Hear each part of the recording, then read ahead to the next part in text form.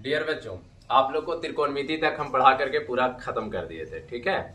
आज जो है एक नया चैप्टर शुरू करने जा रहे हैं, समांतर श्रेणी। ठीक ना।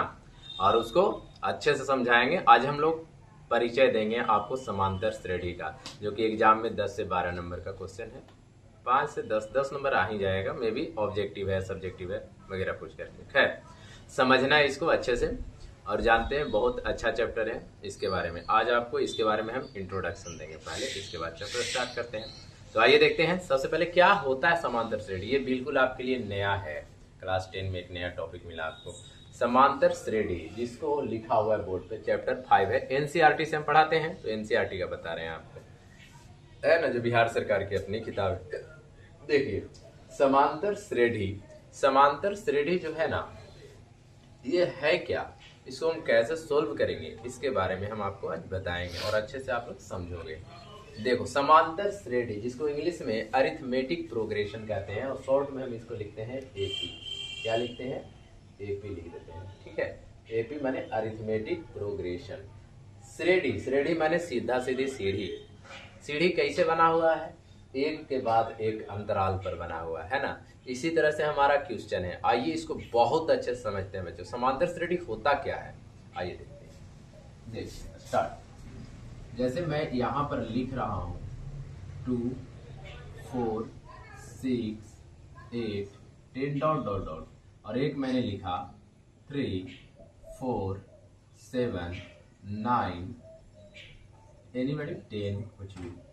तो आपको एक चीज दिखाई देगा कि इन दोनों के बीच में एक डिफरेंस है, माने अंतर है। कितना का अंतर है? खास पैटर्न पर लिखा हुआ है, दो के पैटर्न पर। इसके बीच में अंतर है 2 का, इसके बीच में 2 का, इसके बीच में 2 का, है ना। लेकिन इसके बीच में 1 का, इसके बीच में 3 का, इसके बीच में 2 का अंतर है, इसके बीच में 3 का अंतर है ना।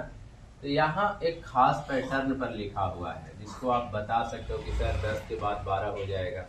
लेकिन इनमें ऐसा कोई पैटर्न जो है व्यवस्थित नहीं है। इसका मतलब क्या है? सीढ़ी के जैसा है ना, एक के बाद एक, यानी यही है। मतलब जब संख्याओं को एक निश्चित क्रम में, एक निश्चित आधार पर लिखा जाता है, निश्चित अंतराल पर लिखा जाता है, तब हम इसको कहते हैं कि यह एपी है। तो एपी का मतलब क्या है? अरिथमेटिक प्रोग्रेशन का मतलब क्या है? समांतर श्रेणी का मतलब क्या है? संख्याओं को इस तरह से लिखना, इस क्रम में लिखना, जिसमें एक खास पैटर्न पर हो, है ना। पैटर्न का मतलब क्या है? एक तरीके में लिखा गया होता है ना। एक संख्या में दूसरी संख्या को जोड़ दो तो उससे आगे वाला आ जाए। जैसे देखो, 2 में 2 जोड़ा 4, 4 में 2 जोड़ा 6, 6 में 2 जुड़ेगा 8, 8 में 2 जुड़ेगा 10। एक संख्या इस रूप में लिखा गया है, तो ये क्या है हमारा? इसी का नाम समांतर श्रेणी है। ठीक है। अब इसमें हम लोग को पढ़ना क्या है, उसको बात को हम लोग जानेंगे। देखो, जैसे मैं यहाँ पर लिखता हूँ 2 4 6 8 डॉट डॉट। मैं एक ही एग्जाम्पल इसलिए ले रहा हूं ताकि आपको अच्छे से और समझ में आए। तो याद रखो, इसमें जो शब्द होते हैं, जो पद लिखे गए हैं, उनको इससे सूचित किया जाता है। ये जो फर्स्ट पद देख रहे हो तुम लोग, पहला पद जो लिखा जाता है, इसको हम दो तरह से सूचित करते हैं। या तो ए के द्वारा सूचित करते हैं, या फिर इसी को A1 भी बोलते हैं। ये वाला उसके अनुसार क्या कहलाएगा? A2, ये वाला A3, ये वाला A4। ऐसे डॉट डॉट तक, अगर n पद तक है तो इसको कहेंगे AN पद। समझ में आ गया होगा। दूसरा जो बुक देखोगे तुम लोग, तो यहाँ पर जैसे यहाँ पर A1 है, A1 को ही A भी कहा जाता है, क्योंकि A1 का मतलब क्या है? पहला पद। पहला पद को A भी बोलते हैं, A1 भी बोलते हैं। कहीं कहीं पद को, जो पद है, इंग्लिश में इसको टर्म कहते हैं, TERM, टर्म, जिसको हम टी के द्वारा डिनोट करते हैं। तो ये कहीं कहीं आपको दूसरे बुक में टी के द्वारा मिल जाएगा, जैसे T1, T2, T3, ऐसे तो TN हो जाएगा, है ना। तो कहीं पे टी से मिलेगा तो कहीं पर ए से। लेकिन एनसीईआरटी किताब में ए के द्वारा सूचित किया है, तो हम ए के द्वारा बताएंगे। लेकिन अगर RS अग्रवाल बुक देखोगे या फिर अदर प्रकाशन का, तो वहाँ पे कहीं पे टी पे दिखेगा। मतलब क्या है? मानना, बस, और कुछ नहीं। इसका कोई खास मतलब नहीं। तो ये चीजें समझ में आ गए। अब देखिए, यहाँ पर एक पहले ये पहचानना होता है कि क्या यह एपी है या नहीं। एपी, जैसे कि मैंने जब लिखा था 2 4 6 8 10 डॉट डॉट डॉट, तो इसको एपी है या नहीं, इसको आइडेंटिफाई मैंने पहचान करना होता है। कैसे करते हैं? तो दूसरे पद में से पहले पद को घटाते हैं। मतलब दूसरा पद का मतलब कौन है, a2 है। a2 में से किसको घटाओगे, a1 को। तो a2 कितना है तुम्हारा, 4 है। a2 कितना, a1 कितना है, 2 है। देखो 4 में से 2 गया तो क्या आ गया, 2 आ गया। फिर उसी तरह से ये कौन सा है, a3 है। तो a3 में से किसको घटाओगे, a2 को। तो a3 में से a2 को घटाओगे तो a3 कितना है तुम्हारा, 6 है। a2 क्या है, 4 है। देखो 6 में से 4 गया तो फिर से 2 आ गया। उसी तरह से ये देखो a1 a2 a3 a4 हो गया। तो a4 में से किसको घटाना है, a3 को। तो a4 कितना है तुम्हारा, 8 हो गया। और a4 में से किसको घटाना है, a3 को। a3 कितना है, 6। 8 में 6 गया 2। उसी तरह से a5 है। a5 में से किसको घटाओगे, a4 को।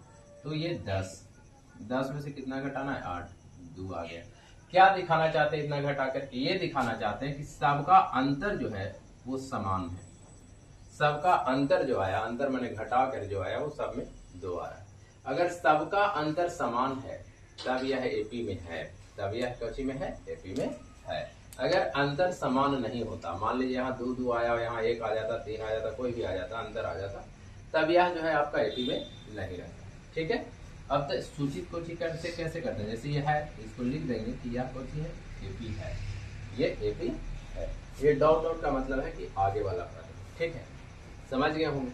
अब हमको जानना है कुछ सूत्र के बारे में, एपी में कुछ सूत्र होता है, उसको जानना है कैसे। देखो बच्चों, जैसे मान लो कि a1, और इससे पहले एक चीज और जानो, जो ये अंतर आया, यह जो अंतर देख रहे हो सबका, 2 पदों के बीच का जो अंतर है उसको हम कहते हैं सार्व अंतर।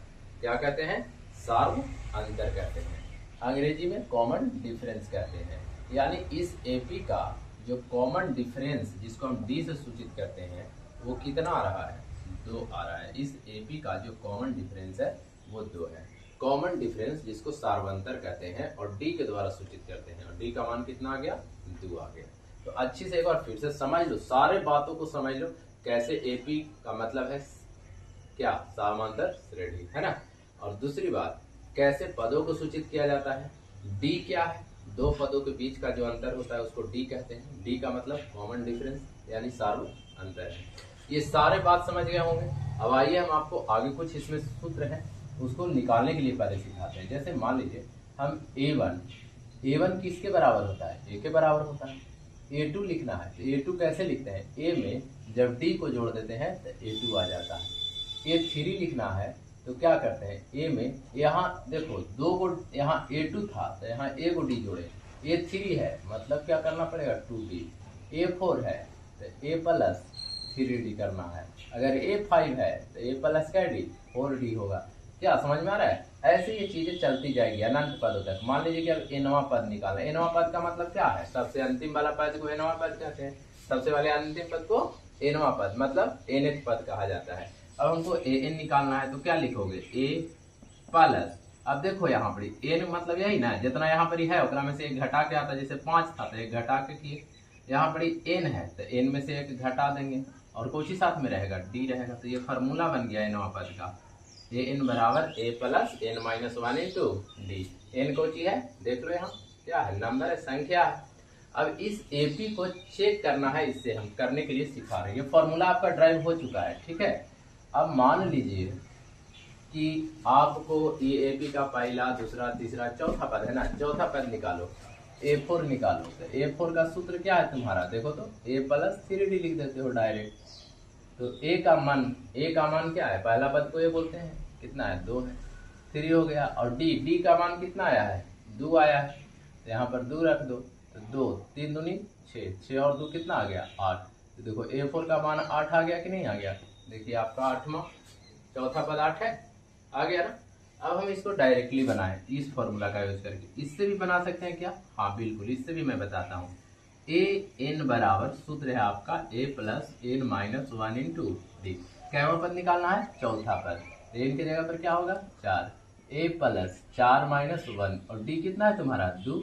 कहाँ से आएगा सर, देखिए d यही ना था 2, तो यहाँ पर 2 हो गया। तो a4 बराबर a प्लस 4 में से एक जाएगा 3 गुना में 2, a का मान रख दो, सबसे बढ़िया। a का मान कितना है, देखो a का मान कितना है, 2 है। 2 प्लस 3 दूनी 6 और 2 कितना हो गया, 8। A4 कितना आ गया, 8 आ गया। मतलब क्या हुआ कि आप इस फॉर्मूला से भी बना सकते हो और ये फॉर्मूला से भी बना सकते हो। जो आपको आसान लगे उस फॉर्मूला का प्रयोग करके आप इसको आसानी से बना सकते हो। ठीक है बच्चे, तो आप लोग को समझ में आ गया होगा कि एपी क्या है, एनवा पद क्या है, अंतिम पद को एनवा पद कहते हैं। एनवा पद जो है फॉर्मूला क्या है, A plus N minus one into D. D क्या होता है, दो पदों के बीच का जो अंतर है उसी को हम डी कहते हैं। पहचानेंगे कौन एपी में है या नहीं, तो सब पदों का अंतर निकाल लेंगे, अगर सब समान आ गया तो एपी में है और नहीं आया तो नहीं है। तो उम्मीद करते हैं आप लोग बहुत अच्छे से समझ गए होंगे। अब हम सीधे एक्सरसाइज में आते हैं, जो आपका एक्सरसाइज है 5.1। ठीक है,